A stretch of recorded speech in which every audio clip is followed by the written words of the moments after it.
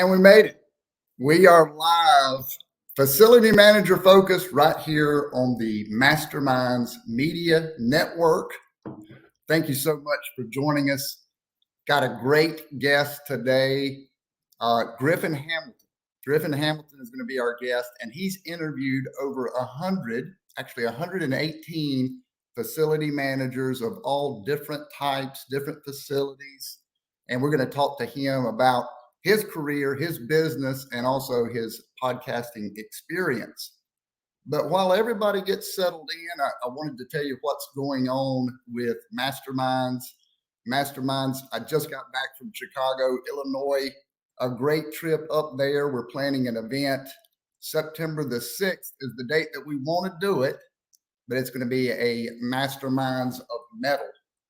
So what we'll do on these events is connect with different people in the metals world or whatever we're niching down in. And it's going to be a really exciting event. Jim Carr, Machine and Tool, is going to be one of the speakers. We have 2 or 3 speakers, panel discussions right here at Prunk Studio in Greenville, South Carolina. So a lot going on with Masterminds. More to come, but no co-host today. So this is a little different. You go live, you have to kind of keep the energy up, keep the momentum going. So I better bring on my guest. So I have somebody to talk to because that's really what I like to do. Backstage right now, Griffin's there. He's been doing this for a long time. So this is going to be a lot of fun. Here we go. Griffin, help me out up here, man. I'm struggling. It's tough being alone. You know, I hear you there. And I guess with my podcast, I could play the role of co-host today with you and guest if you're a little alone. Yeah, absolutely, man. I mean, that's what we need to do is I figured we could just kind of bat the ball back and forth, talk about our experience. Now, you've done a lot of podcasts. What do you remember the first one that you did? That's a great question. I believe the first one was with Chris Sockritter about 3 years ago. And or at least that was the first one that was published. But yeah, he came on and he's, it's funny. The podcast is the Modern Facilities Management Podcast. And yes, he, up until we had initial conversations, he was like, I didn't really think of myself as a facilities manager until we started talking. And so I was like, the irony there, but educating him on what he actually is doing there. Well, I mean, facilities management, it just covers so much, and it's not as defined as being an accountant or a salesperson, as an example. There's just so much within a building that you have to do. And I think a lot of people are just like, yeah, I make sure that the building doesn't go up in flames and that we keep operating as usual. And didn't really consider myself a quote unquote facilities manager, but here we are. So that's right. Absolutely. And I'm sure you're talking to that many different types of folks. You have picked up on a lot of patterns and like you say, you really understand that position and that role really well by now, I'm sure. Oh yeah. And it's always interesting talking to so many different people within the industry across different verticals. And frankly, what caused me to start it was I was just looking to learn. And I saw all of these common responsibilities within that, profession of facilities management and how it was so similar across different verticals. And it seemed as though there was a lot of opportunity to share best practices where I might not, be a hospitality FM, I'm in education, but I could still take away quite a bit from my peers in different industries and look at it from a different lens. And so that's been one of the more unique components of doing the podcast over the last few years. No, I'm glad you said that. I mean, people often ask me, "Oh, you're doing such a wide variety of things," but there's something. Everything's connected, and we can take something from a good conversation. We can always take something, and so to your point, I think other facility managers can learn from other facility managers, even if it's not a closely related industry. Yeah, absolutely. So I want to talk a little bit before we dive too far down the facility manager rabbit hole there, because we're going there. But I wanted to kind of find out how you got into doing what you do. So now tell us your career path, and that way I can kind of understand. I didn't have time to do all my research, Griffin, so help me out. Yeah. So how much time do we have? So I know you went to Florida State. You were a Seminole. I do remember that. I am indeed. So I grew up in Tallahassee, ended up staying close to home and went to Florida State. And so over the last few months, it's been a bit of a heartbreak in the sports world, but that's all right. After graduating from FSU, I came up to Atlanta. Ironically, people always ask what drove you from Florida to Atlanta. And I grew up a big Braves fan. We're on TBS every night when I was a kid and grew up playing baseball and figured, how cool would that be to be in the city where I could go to any Braves game at any time I want to. And so I love maybe not the smartest way to decide where you're going to be living, but going from Florida, I knew I needed to get out of Tallahassee. And so had my eyes on Atlanta, ended up getting a job in more of a corporate environment. And after being in a sales position for a few years, got a bit burnt out and decided to just get up and leave a more corporate world and start my own business. And I was at that point completely out of left field, started a company in which I was servicing hospitality groups. For those familiar, it's going in and cleaning out the hood system and the exhaust system with restaurants, which if you are familiar, it's a very dirty job. Okay. I've heard about that. That's interesting. Yeah. Interesting is one word for it. Yeah, it's tough work, but it needs to be done. And so you went around to different restaurants and cleaned those. I did. I went from my corporate job to working third shift, middle of the night, getting up on rooftops and pressure washing grease for a few years, and built that business to a handful of trucks and crews here in Atlanta. To say it was a grind is an understatement, I believe there. But after being a contractor for a few years, I recognized a pretty common issue with my customers where I was one of many contractors that they had to manage. They had, for the most part, no idea when I came out last, when I was due next, how much they paid me. And it just bothered me. I was like, how can you operate in restaurants? Every penny matters. It's very slim margins. And so I kept thinking over and over again, there's got to be a better way to manage contractors and manage this entire workflow to make sure that, your doors are open and you're not going to be pinged with any sort of fine there. And so that led me to reaching out to a longtime friend of mine and now co-founder, Brandon Cummings, who's a developer and has been in the startup tech community here in Atlanta since we moved up here, and met with him and his older brother, Alex Cummings, and we started FlowPath at the perfect time of March of 2020. You guys really know the timing is always right. So that's what they say. You get lucky in life, and that was one of those moments. But but that led me to more of the standard facilities management world, where we created a technology platform that at the core, it's work order management, but our whole philosophy has been to help organizations in a very simple way manage their operations, like going from work orders to asset management and preventative maintenance, to what is a big piece of where the industry is going is relying on contractors like I was and streamlining that entire workflow. And so that is really what we, at a very simplified way to explain it, what we've created out in FlowPath. I want to talk more about that software, but I have to rewind us a little bit. I love that story, actually. That is a fantastic story. I'm going to reiterate it because I liked it so much. You moved to Atlanta because you graduated from Florida State. Then you moved to Atlanta because you love the Braves. Yeah. I grew up watching the Atlanta Braves on TBS. And I also watched the Cubs on WGN. WGN, yep. So I got to go to Wrigley while I was in Chicago. So I thought, man, look at that. It's so funny. Like we're talking about, everything's connected, right? So that story just popped into my mind, the old Braves baseball.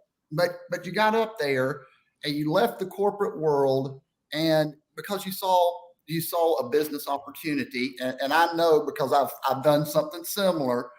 You fought, and so you were being an entrepreneur, and so you were willing to work that third shift. And I know you're a hard worker because I've been trying to get you on the podcast, and I know you're busy, but that's great. You're doing the third shift work. You saw a problem. and then you connected with some people that could solve that problem with you, and now you're in business doing that, right? Yep, I mean, absolutely. to me, that is just the boom, boom, boom, the way that it should go. So congratulations to you on that.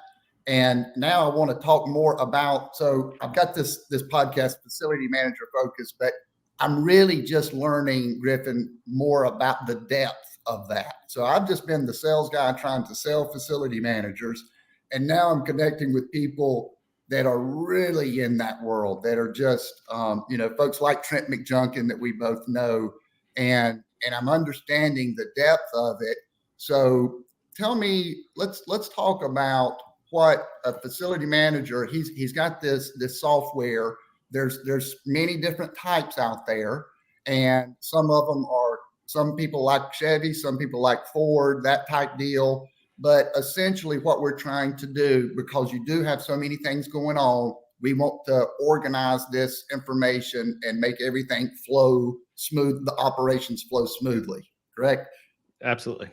And the depth of each of these softwares may be different. So I'm just trying to think of depth. So we don't need all the bells and whistles if we're not going to ring every bell and blow every whistle. Right. And that's one of the items that we recognize, that there have been systems around since I believe the first CMMS out there was in 67 or 68. So technology's been around there for quite some time. Not many people think of it being that old of an industry, but it is. And what we recognize is that there's a lot of systems out there that are great, especially for enterprise organizations that have thousands of users out there, and they've got hundreds, if not thousands, of locations and assets, and you need to identify absolutely every nut and bolt on every single piece of equipment out there. Which, if you put yourself in the shoes of a facilities manager that has a smaller portfolio, or perhaps isn't that mature, which I'll go back to that term here in a moment, but it's just way too much. And it could be a bit overwhelming trying to make that jump, going from nothing into this huge enterprise level piece of software that just isn't user friendly. It could be scary because just naturally in the trades, technology is not always the strong suit for most people in facilities management. I think that's changing for the better. But for the most part, people got into facilities management by kind of falling backwards into it and found out they were really good with their hands, mastered a trade or a craft, and then they just took on more and more responsibilities, which has been a theme that I've seen on the podcast. And so it's a lot of learning on the job, on the contract side, the technology side. And that's something where, going back to the different systems out there, it could be intimidating to go into that level of a complex software to start using. And so our whole idea there is to have a very simple tool built for technicians, especially folks out in the field where most of the work is being done, and help them go through what we call this maturation process of a facilities organization, going from paper-based into documenting and digitizing their workflow, into being more proactive with preventative maintenance, and then more strategic with the economical components of it. And so that's a mouthful say where we're fitting in. Yeah. So bear with me as I'm really trying to grasp this myself. So the maintenance team is going to have a tablet that's also part of your solution. So they're entering data. This is a collaborative, and I know that's probably a dummy question, but again, I'm trying to figure it out. It's a collaborative effort of all the different team members within the maintenance organization.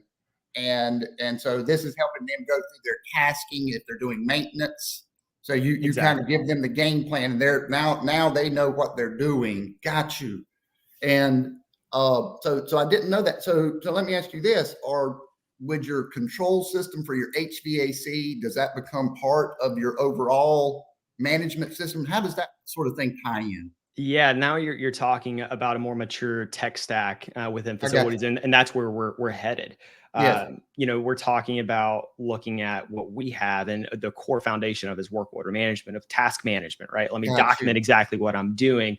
But now you enter the picture, IoT devices, building automation systems, and you're looking at a mature tech stack that all has to communicate.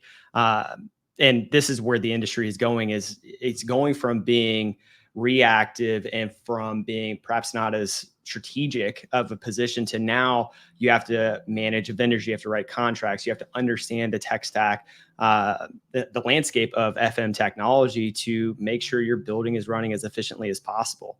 And so, yeah, that's where we're at a very unique piece of time in the industry where technology is changing like crazy across the board, but in facilities management in particular, that's one area where there's just so much room for improvement and people are starting to adopt more and more technology, where that's where I really nerd out and can really go down a rabbit hole talking through that.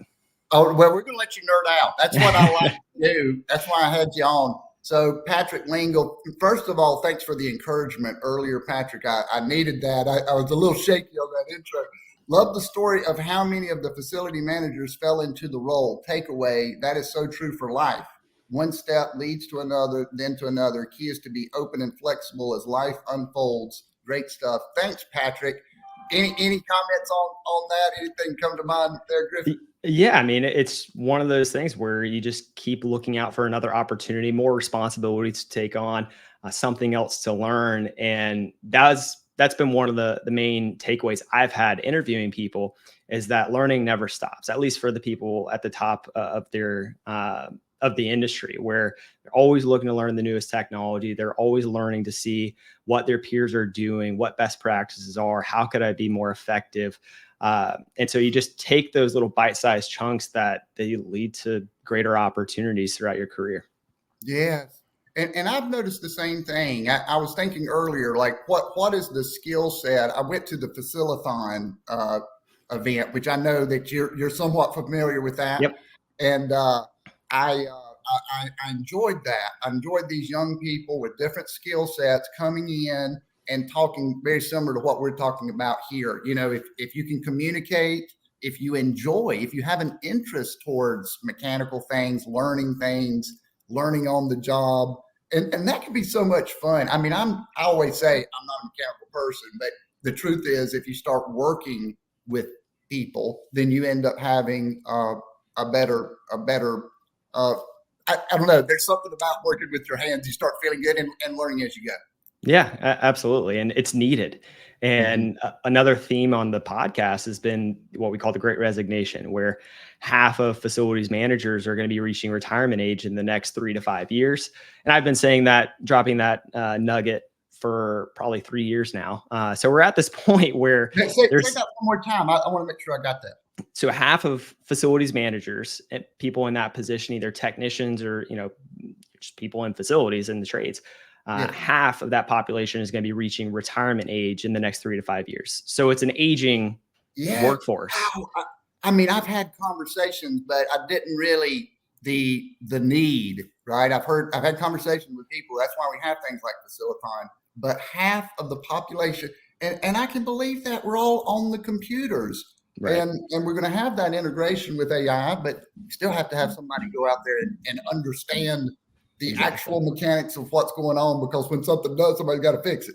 Exactly. And I'm in the Big Brother, Big Sister program. And I was talking to my little about this over the last few months of what is next, like going from high school into college, or what are my career options? What should I be thinking of? And I wish I would have known this, 15 years ago, of what this opportunity is, working with your hands, getting into the trades, because there's such a need and it's not going anywhere. And I think that's where that stat kind of rolls into just where we're at as an industry, where we're evolving, but we need the personnel to evolve with it and the actual workforce to replace the aging workforce. But it is such a critical moment in the industry where a lot's changing, and there's just such a great opportunity there. And to your point, that's where Facilithon and FM Pipeline and that team are doing great work. Yes, and I'm trying so hard. What is his name? Jim. Jim's yeah, he's been on the podcast 3 times. He's incredible. He is, and he's got great energy. And I was fortunate enough to talk with him and Trent. And that was a really fun episode. I want to talk about your decision to start your podcast and start hosting a podcast. What gave you the idea? And then I do want to talk a little bit more about that.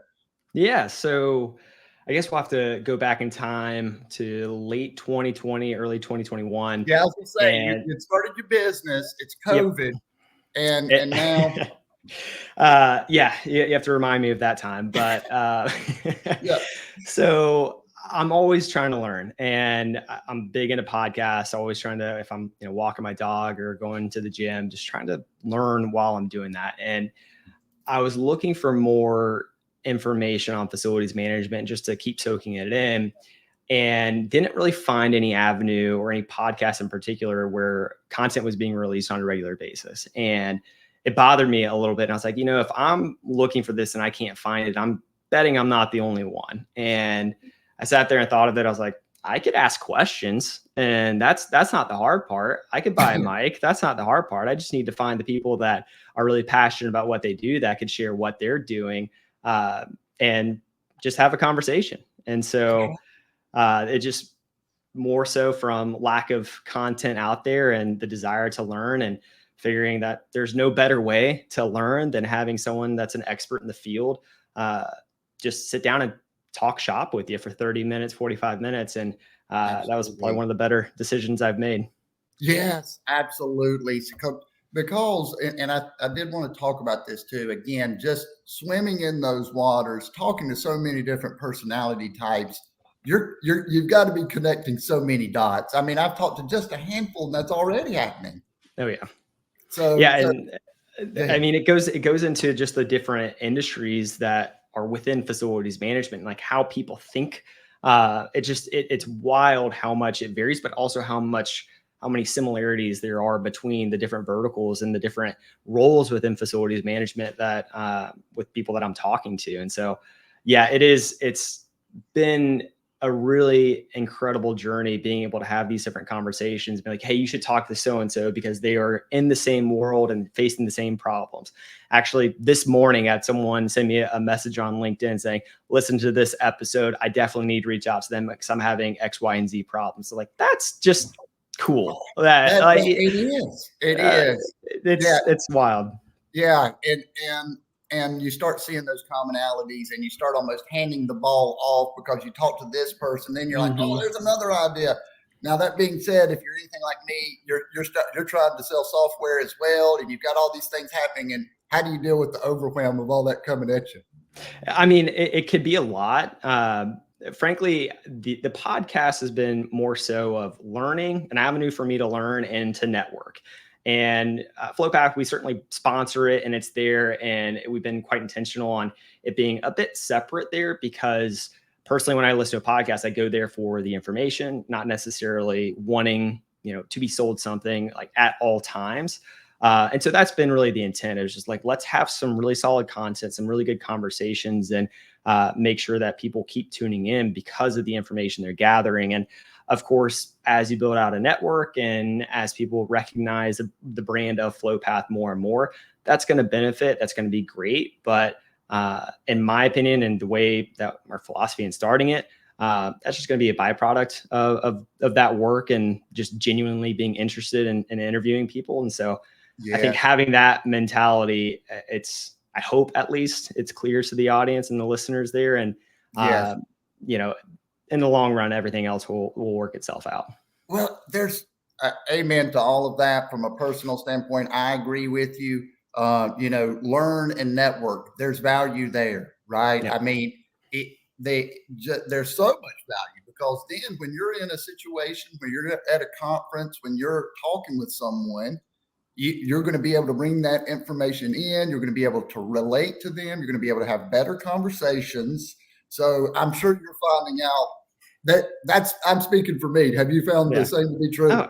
absolutely. I'm going to conferences pretty consistently, and Hmm. it's humbling, honestly, whenever, I'm just at a happy hour or at a booth and like, hey, I listen to your podcast all the time. I just want to come up and meet you and say, hey, and just like, it still blows me away when that That's happens. awesome. Um, Yes. but it's just more, it gets me more excited to keep putting content out there where it's like, okay, this is helping someone's career, and taking a step back and looking at that. I mean, that alone is worth it, where people are listening, they're learning something that they could implement to their career and help that company, that organization, or help their own personal career and develop there. Like that's just where it all comes together. And so I don't foresee stopping anytime in the near future for many reasons, but Yes. selfishly, that is one that keeps me going. It's just Oh, like that's cool. I that mean, you're not going to a party and not be unknown. You know people there already right. because you're already there,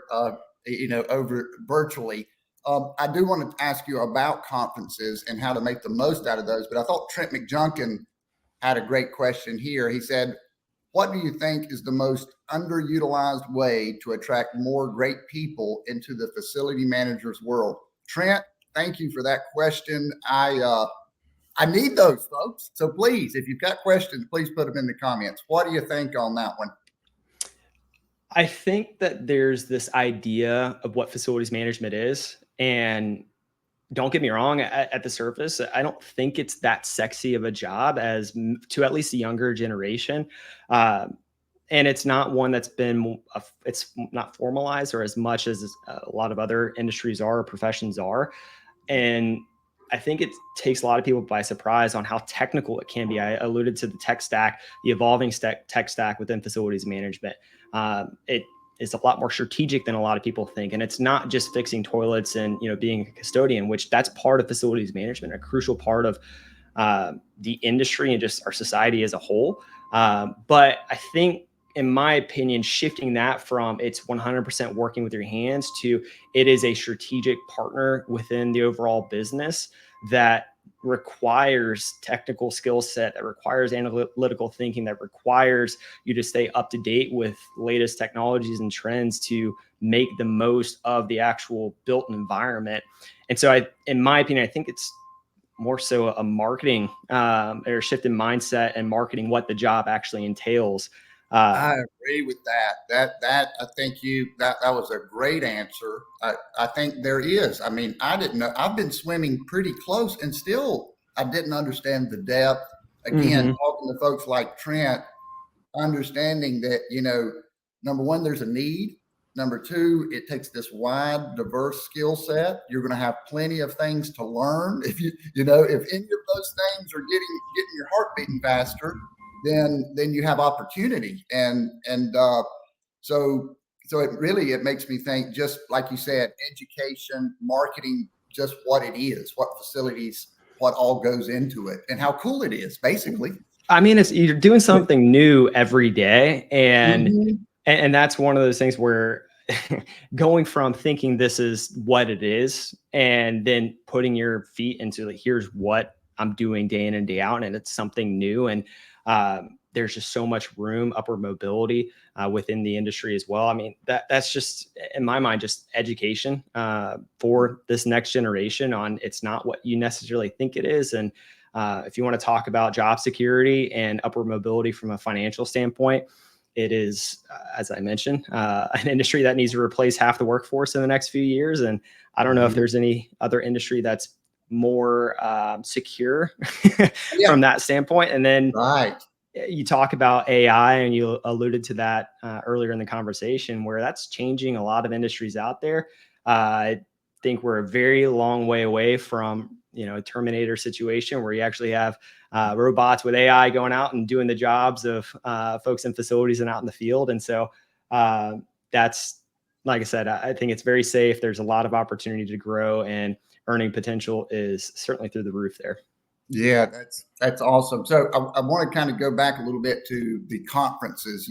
I know you go to a lot of conferences. I would be interested to hear how you choose which conferences to go to, and what makes a good conference, and what makes a good conference from a business standpoint, because I think people struggle with that, and you do it quite often. What has been your experience with that in the last 4 years? So that's a great question. The International Facilities Management Association is a great organization. We just went to Facility Fusion, and we're going to be going to World Workplace later this year. And we've been going to those conferences for a couple of years now. And that has been, I mean, it's just thousands of facilities managers gathering in one place. And so they have the footprint to get that attention, get that attendance level. We also go to a lot that are more industry specific and that are smaller and geared towards, for example, educational facilities is one industry that we excel at. And that's something where they have state specific educational facilities conferences. And so as you can Oh imagine, yeah. that's quite niche, but you're Yes. getting people that it's a tight network, and you're getting people that are dealing with similar problems, but it's within the same vertical. And I mentioned several times there's a lot of similarities, but there's also some unique components to each vertical where in education, that's the only industry with students. You have to worry about the actual student and children going there. And so it's presents its own unique set of problems. And so that is just, Interesting. yep. Yeah. And so just getting into the niche verticals has also been what we've had success with there as well. Yeah, I'm just thinking about that because, I do think it is. We talked about all things are connected, so we can go wide and get information, but then we use to our competitive advantage because it makes sense to niche down and to understand those niches. We don't Right. necessarily have to stay there. You don't have to make your software specific to the school system, but again, when you're there, new concerns. And it's important. Again, you were niche down. We connect with the right people, so we fully understand the situation. I'm thinking about, you do a lot of conferences. I've been in a lot of networking meetings. Um, I think they're somewhat similar. Sometimes we go to a network meeting, we're like, wait a minute, what did I get from that? Right. Did I move the ball forward? Are there ones and I always base it on good conversations. If I'm Mhm. having good conversations at the table, then because that's an expectation that's logical. You're not going to Mhm. get a deal every time you go into a Right. networking meeting. So what's your take and thoughts on that? I'm similar with that mentality where if you measure the success of a networking event or a conference by revenue being brought in, then that's I think very surface level, and you're missing out on the opportunity of learning from what the actual experts in the field and what they're doing day to day, and learning about problems.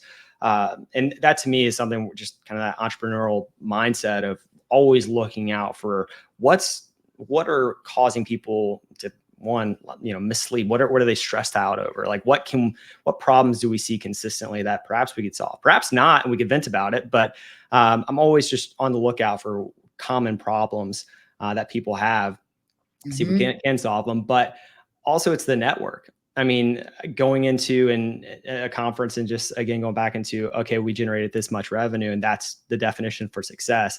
I think that throws away the people, the relationships you develop, the people you meet, which I think every person that's been in sales, they recognize that the power of networking, the power of a single relationship is much more than that of a single deal being closed. And so that's how I look at it is, am I learning something from this? And did I meet with people that I want to stay in contact with that are also passionate about the industry that who knows, perhaps it could lead to revenue down the line, but that's in my mind kind of secondary to the actual network and learnings that could be had at a conference. Well, I think it's a great idea because you're farming. You're going to be there. You're going to see a lot of the same people. You're going to see them again next year. Hey, that's Griffin again. Hey, if you had commission breath last year, I may not want to talk to you this year, right? I Mhm. mean, and so a lot again of the same contact. So I think you're doing the right game. You guys, you're still pretty new in the business and with your software. I'm sure you've had some objections, some things that you've overcome, and you guys are evolving. I think you're fit for that. What's been your 4 years in? Okay, this is my kind of report card, my scouting report on how we've done so far. I mean, I think we've done an incredible job. I mean, we're growing like crazy year over year, Yeah. which that's an easy way to determine how you're doing is just the overall growth, right? But Right. I think in my mind, looking at the impact you're having on an industry, and we'll go back into education as an example there, where there's just so many uh, different school districts in K-12 that they're still pen and paper. And we're talking taxpayer dollars that we're not accounting for all the inventory being used on every work order. We're not staying true to a preventative maintenance schedule. And helping schools and go through this maturation process to get digital, to be more strategic, and seeing that sort of impact play out over the last handful of years. I mean, that to me is more of a measure of success. And again, revenue, second time I'm saying this, but that's kind of a byproduct of that. Not necessarily like the forefront. No, I think you repeated it because it's true to you. That's how you guys are doing things, and that's why it's working, right? So I think that's great. Let me ask you this: so when you guys find it, because say it's a school system, I guess you're number one, you're kind of educating them. A lot of times, I would think on the value of preventative maintenance and tasking specifically, and how we draw up these systems. And the benefits of that sort of thing. Is that true? I think most people know the value of preventative maintenance. I mean, I can't speak for everyone out there, but for the most part, everyone has a vehicle in which you're going through every quarter, you're changing your oil, doing your tire rotations, and that's preventative maintenance on your own asset. You're not waiting until you're driving down the highway for smoke to come out to resolve an issue. And so conceptually, we all are doing preventative maintenance. We understand that value. A lot of it is more so of prioritizing that and standardizing that workflow. And frankly, finding the time to do that is a big issue within school districts in particular. And so kind of shifting that mindset from technology is scary, it's a time consuming task in order to keep it updated, to here's a very simple way to do it that will lead you to be more efficient, giving you more time and resources back to then go through and do the more strategic tasks that you have at hand, that the value of it, what's going to pay off by doing preventative maintenance or tracking your inventory spend, but you are just shorthanded. And so a lot of it is that education of here's how technology can enable you to accomplish that end goal that you are very well aware of. Are some of these folks, they already have, maybe they don't have any management system at all? Oh yeah. There's quite a few out there that they have nothing in place. They're still pen and paper or back of the mind. And that's, and it's funny because you have conversations with people. It's like, oh, I've been doing this for 45 years. I don't need technology. Never have, never will. And it's like, okay, you just said 45 years. What happens when you retire, like half the industry in the next couple of years? What's the next person going to do? They don't have that tribal knowledge that you have. They don't know where every piece of equipment is. They don't know when everything is due or what you've done on it. Don't you want to leave that legacy where that next person and the person after that, they have your brain documented? They have every bit of information that you've taken so much effort into gathering that knowledge over the last 40 years. Don't you want to share that with people and leave that legacy? And then that's whenever it's that light bulb of, you're right, I might not need it. I might be on it and have a great memory, but the next person might not have it, or they won't have it unless I actually do something about it. That absolutely, and I'm sitting here, I'm putting that fact that you gave us earlier, half of the facility managers essentially are going to be retiring. I've witnessed that. The people that I'm talking to, they're older people.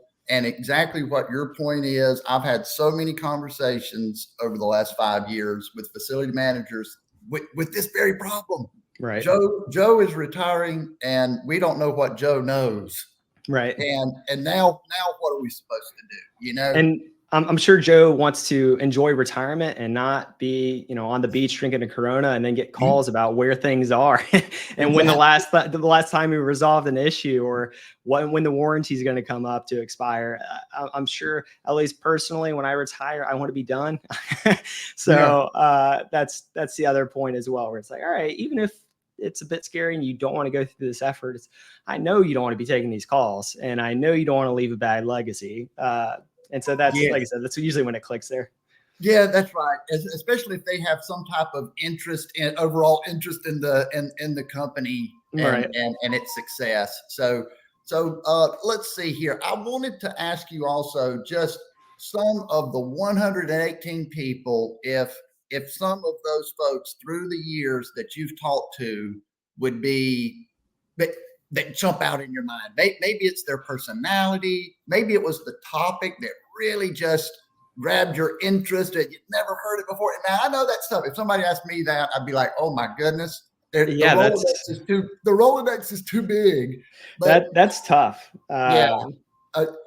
Well, let's do this. I do love talking about AI, the whole sustainability conversation, getting people into the trades. Those were some of the hot topics, things that are on people's minds.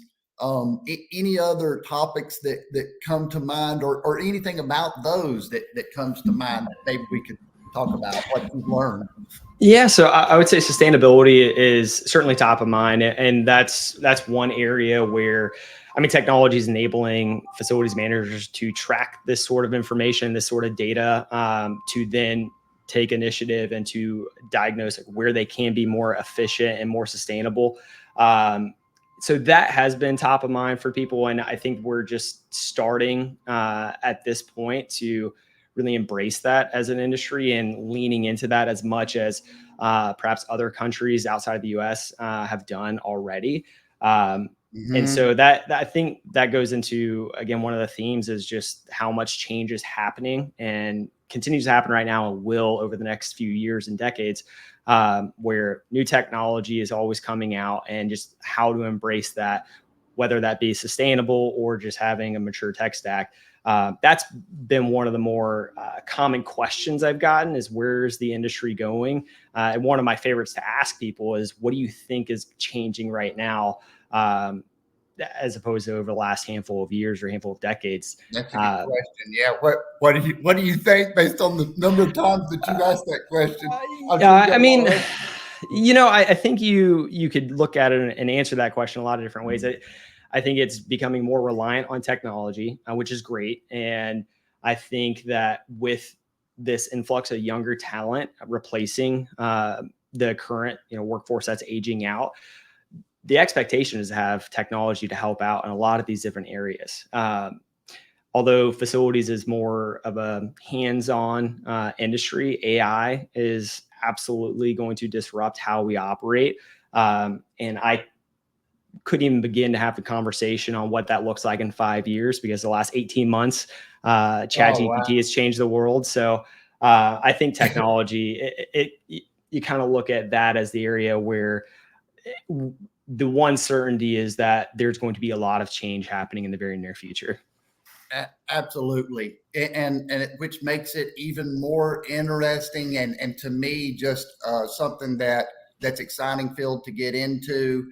So I think we'll probably land the plane here at 45 minutes. I want to ask you, Griffin, though, if there's a facility actually, let me pull up Trent McJunkin. I'm sorry. A robust CMMS allows you to capture all the tribal knowledge within your organization. It also enables you to tell the story of the value you're bringing to the organization. Absolutely. Yeah, so it's a really thorough kind of diary of, this is what we've been doing, and Yeah. this is why we did it, and this is why you should be happy with us that we are doing it. And it really kind of helps them tell their story, doesn't it? It's no longer, hey, facilities is just a cost center. It's a strategic partner. You should be at the table having these sort of conversations with leadership. And you're exactly right, where data tells a story. And if you don't have the data, there's no story to tell other than, hey, here's what we've done on what I recall or what I wrote down on my notepad. There's so much benefit to having that sort of data collected in an easy way. And he's exactly right. Here's how much money we saved. Here's the impact this is going to have, and what we're doing daily is going to have in the next 5 years.